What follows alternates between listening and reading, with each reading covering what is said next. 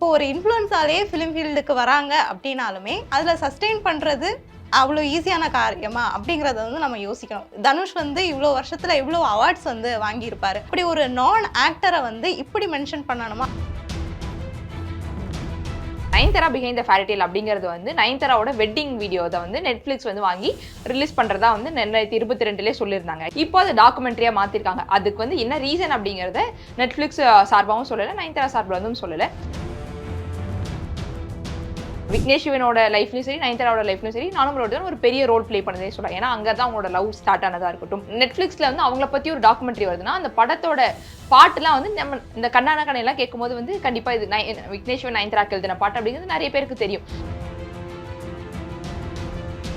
Maybe அந்த டாக்குமெண்ட்ரியை ready பண்ணுறதுக்கு அவங்களுக்கு இவ்வளோ 2 இயர்ஸ் வந்து தேவைப்பட்டிருக்கலாம். ஸோ வெறுமனே வந்து தனுஷ் வந்து எங்களுக்கு காப்பிரைட்ஸ் தரலை, அதனால் வந்து நாங்கள் வந்து ரிலீஸ் பண்ணுறதுல வந்து தாமதமாகுது அப்படின்னு தனுஷை மட்டுமே குற்றம் சாட்டுறது வந்து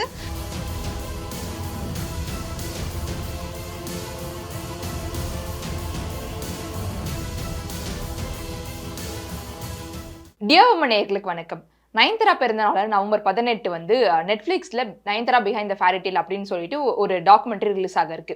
இந்த நிலையில தான் நயன்தாரா அவங்க சோஷியல் மீடியா பக்கத்தில் போட்ட ஒரு அறிக்கை வந்து இப்போ பேசு பொருளாக மாறி இருக்கு. ஆக்சுவலாக அந்த அறிக்கையில் என்ன சொல்லியிருக்காங்கன்னா, ஒரு 3 செகண்ட் வீடியோக்காக தனுஷ் வந்து 10 கோடி கேட்கறது நியாயமா அப்படிங்கிற மாதிரி தான் வந்து கேட்டிருக்காங்க. ஸோ இதை பற்றி தான் இன்னைக்கு இந்த வீடியோவில் ஃபுல்லாக நம்ம பேச போகிறோம். ஜெபிஷா, அந்த அறிக்கை வந்து எப்படி ஆரம்பிக்குது ஜெபிஷா? ஃபர்ஸ்ட் ஸ்வேதா, நீ இந்த அறிக்கையை படிச்சேன்னா அதில் நயன்தாரா வந்து இந்த மாதிரி மென்ஷன் பண்ணியிருப்பாங்க. Like dear mister Dhanush K Raja, அதுக்கு கீழே son of Kasthuri Raja, brother of Selvaraghavan அப்படிங்கிற மாதிரி மென்ஷன் பண்ணியிருப்பாங்க.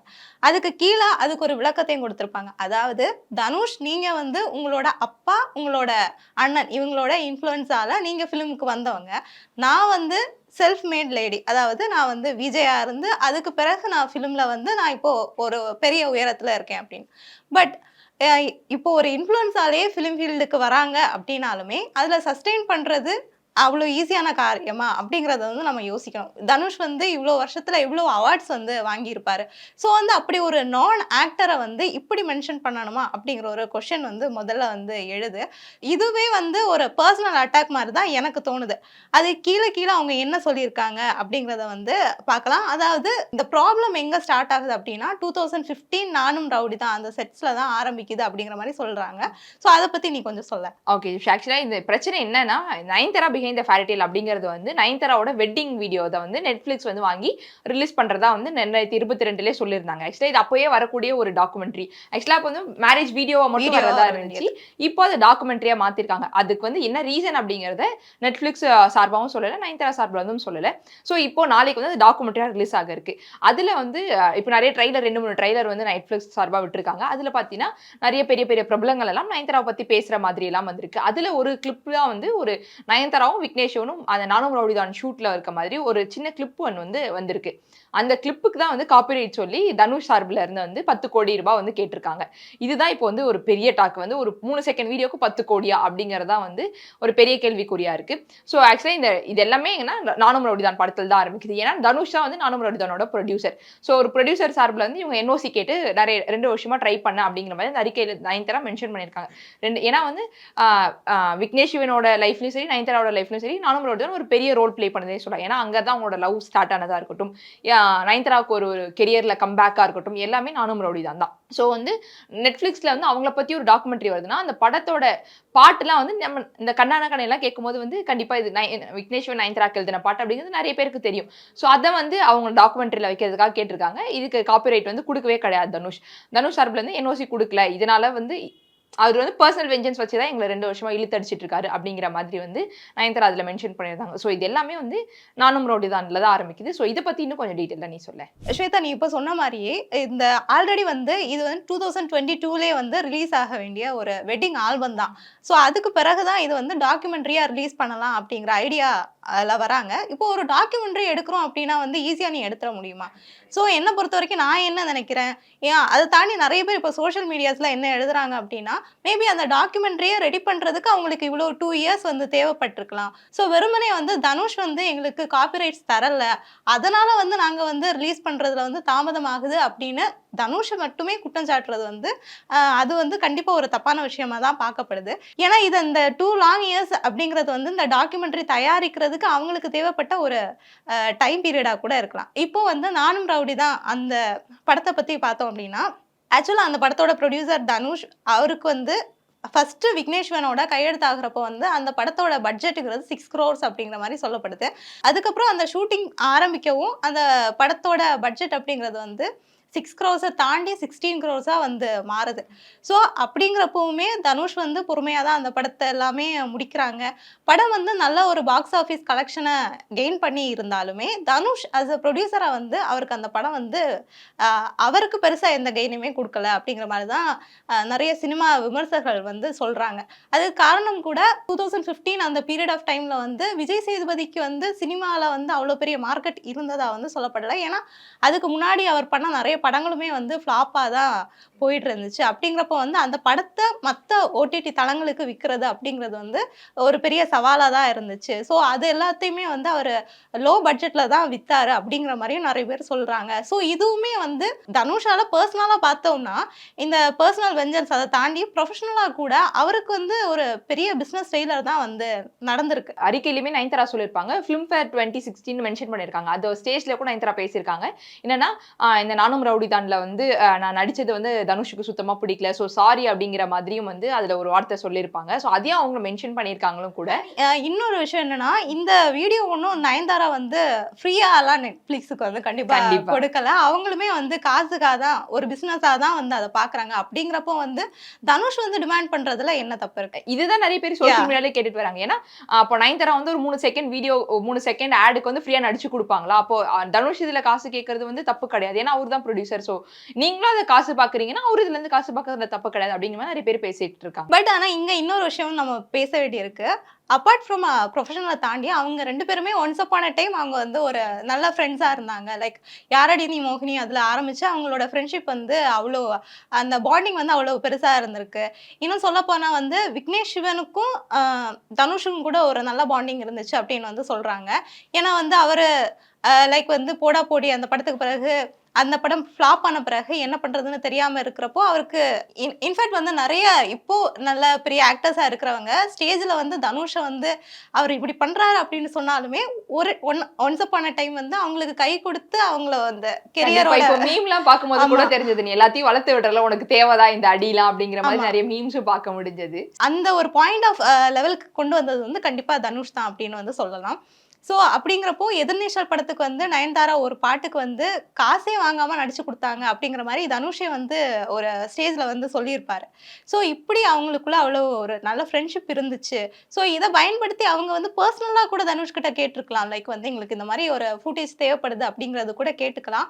பட் வந்து விக்னேஷ் சிவன் வந்து இந்த மாதிரி பண்ணாமல் தனுஷோட பர்சனல் மேனேஜர் கிட்ட வந்து திருட்டுத்தனமாக வந்து லைக் என்ஓசி சர்டிஃபிகேட் தாங்க இந்த மாதிரி கேட்ட மாதிரியும் ஒரு சில டாக்ஸ் வந்து இருக்கு. ஸோ தனுஷ் வந்து மறுத்ததுக்கு இது கூட ஒரு காரணமா இருக்கலாம் அப்படின்னு சொல்லப்படுது. மேபி இருக்கலாம். ஏன்னா அவர்கிட்ட ஒரு விஷயம் வந்து கம்யூனிகேஷன் இஸ் த கீ. இல்ல உட்காந்து பேசுறதா முடிஞ்சிருக்கோம். இதை வந்து சோஷியல் மீடியால கொண்டு வந்து இன்னொருத்தவங்களை இழிவுபடுத்தி பேசுறது வேண்டாமோ அப்படிங்கிற மாதிரியும் வந்து ஒரு கருத்து வருது ஜெபிஷா இதுல.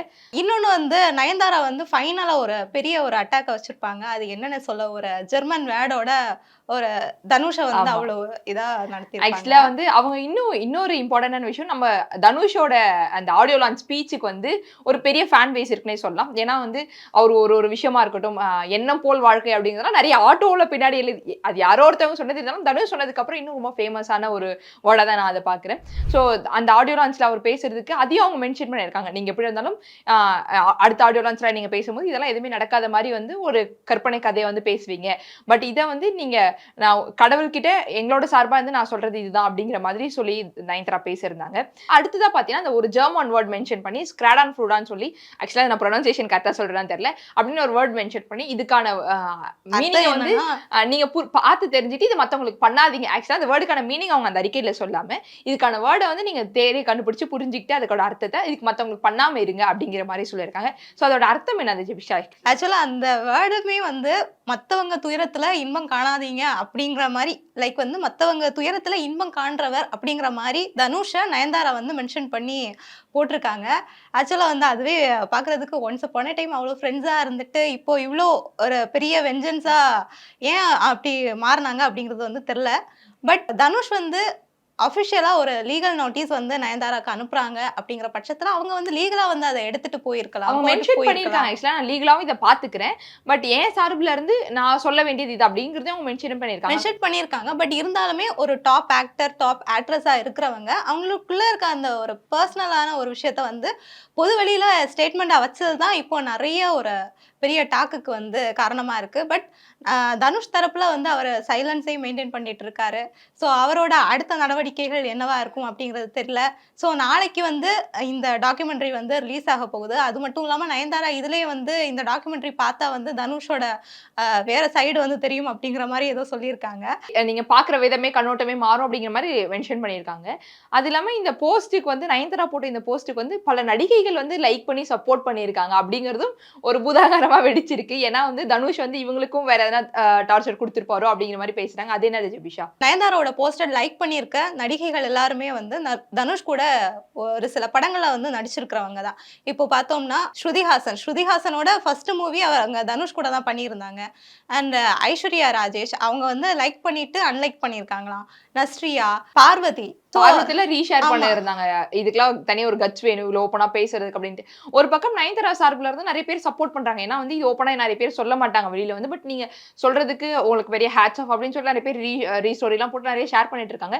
பட் ஆனா இன்டர்னலா என்ன விஷயம்னு தெரியல. இவங்க வந்து தனுஷ் மேல வேற எதுவும் வெஞ்சன்ஸ்ல இருந்துட்டு அதுக்காக நயன்தாராக்கு சப்போர்ட் பண்றாங்களா?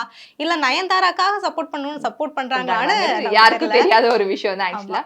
அது மட்டும் இல்லாம நயன்தாரா நேத்து இந்த போஸ்ட் போட்டதுக்கு அப்புறம் விக்னேஷ் சிவன் அவரோட பேஜ்ல வந்து ஒரு வீடியோ ரீல் ஷேர் பண்றாரு. அது என்னன்னு பார்த்தீங்கன்னா, ஆடியோ லான்ச்ல தனுஷ் பேசுற ஒரு ஸ்பீச்ச வச்சுட்டு அதுக்கு மேல வந்து அவர் குடுத்த ஒரு வக்கீல் சார்பா அனுப்புன லீகல் நோட்டீஸ மேல பேஸ்ட் பண்ணி ஒரு வீடியோ போட்டிருந்தாரு. ஒரு 20 செகண்ட்ஸ் வீடியோன்னு நெனைக்கிறேன்.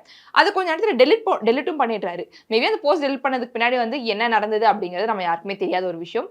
இத பத்தி இன்னும் யாரும் பேசவும் ஆரம்பிக்கல பெருசா வந்து. இப்போதைக்கு வந்து சோசியல் மீடியால மட்டும் எல்லாருமே அவங்களோட கருத்த வந்து ஷேர் பண்ணிட்டு வந்துட்டு இருக்காங்க ஜிபிஷா.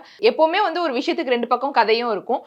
நம்ம ஒரு பக்கம் நடந்த கதைய வச்சு மட்டுமே ஒருத்தவங்க ஜட்ஜ் பண்ணக்கூடாது. அவங்க கிட்ட கேட்டா தான் தெரியும் உங்களுக்கு என்ன நடந்திருக்கு அப்படிங்கிறது. ஸோ 2 பக்கமும் கேட்டதுக்கு அப்புறம் தான் ஒருத்தவங்க நம்ம ஜட்ஜ் பண்ணவே வரணும் அப்படிங்கிறது தான் என்னோட கருத்தா இருக்கு ஜிபிஷா. இன்னொன்னு வந்து நயன்தாராவுமே வந்து அவங்களோட அந்த அறிக்கையில வந்து ஸ்ப்ரெட் லவ், ஓம் நம சிவாய லைக் வந்து தனுஷ் வந்து ஆடியோ லான்ச்சஸ்ல பேசுற மாரியே வந்து அவங்களும் எழுதியிருக்காங்க. ஸோ இதுவே வந்து ஒரு பர்சனல் வெஞ்சன்ஸா தான் பப்ளிக்கா தெரியுது. பட் ஓகே, நயன்தாரா அவங்க தரப்புல சொல்லியிருக்காங்க. தனுஷ் வந்து அவர் என்ன ரெஸ்பாண்ட் பண்ண போறாரு அப்படிங்கிறது வந்து பொறுத்திருந்து பொறுத்திருந்து பார்க்கலாம். பார்க்கலாம்.